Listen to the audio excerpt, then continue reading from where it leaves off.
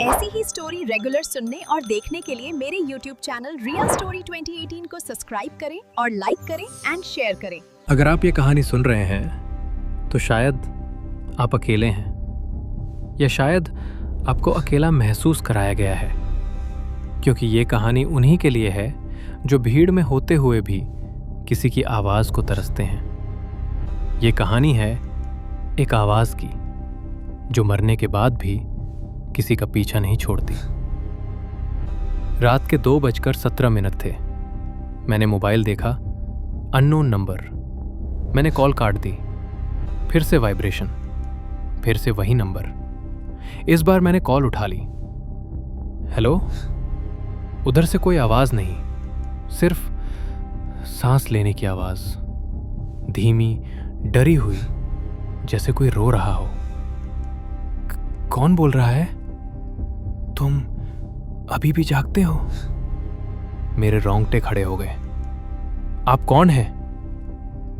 तुम्हें याद है बचपन में जब तुम डरते थे तो माँ क्या कहती थी? मेरे हाथ कांपने लगे। ये बात सिर्फ मेरी माँ जानती थी, और मेरी माँ 3 साल पहले मर चुकी थी। मैं अद्वैत हूं, उम्र 32 साल, पेशे से रेडियो जॉकी। हाँ, आवाज से लोगों को खुश करने वाला आदमी। विडंबना देखिए, दूसरों की रातें रोशन करने वाला खुद अंधेरे में जी रहा था। मां के जाने के बाद घर नहीं रहा। दीवारें थी पर अपनापन नहीं।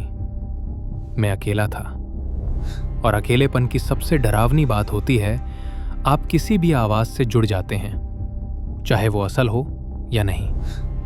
उस रात के बाद हर रात 2:17 पर फोन बजता।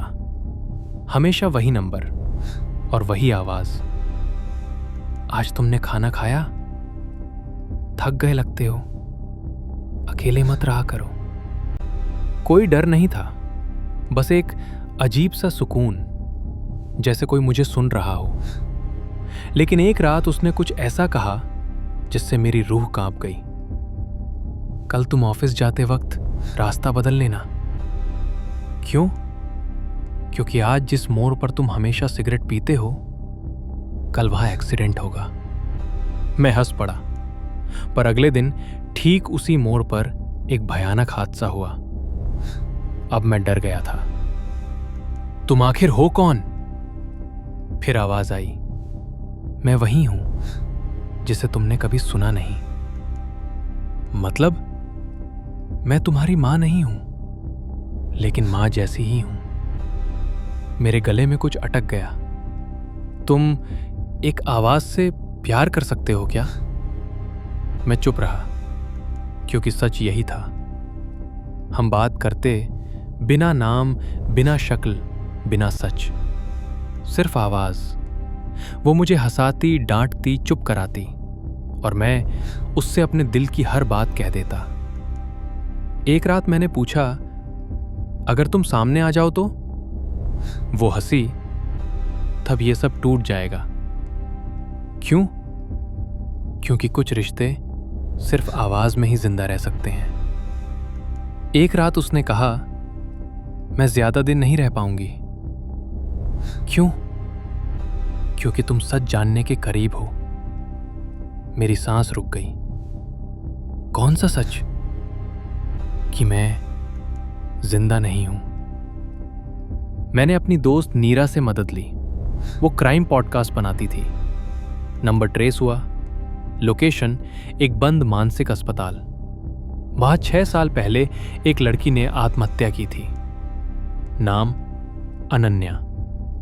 पेशे से वॉइस आर्टिस्ट। डायरी में लिखा था, अगर मेरी आवाज बची रही तो शायद कोई मुझे सुन ले। उस रात फोन नहीं बजा। मैंने खुद कॉल किया, पहली बार। कॉल उठी। तुम आ गए?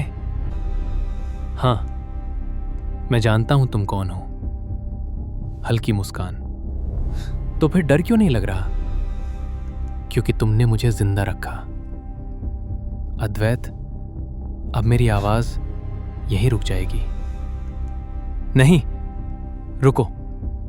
एक बात सुन लो, जो लोग किसी को सुन लेते हैं वे कभी अकेले नहीं रहते। फोन कट गया। उसके बाद 2:17 पर फोन कभी नहीं बजा। लेकिन जब भी मैं माइक ऑन करता हूं तो मुझे लगता है मेरी आवाज में एक और आवाज शामिल है। शायद अनन्या अब मेरी आवाज में जिंदा है।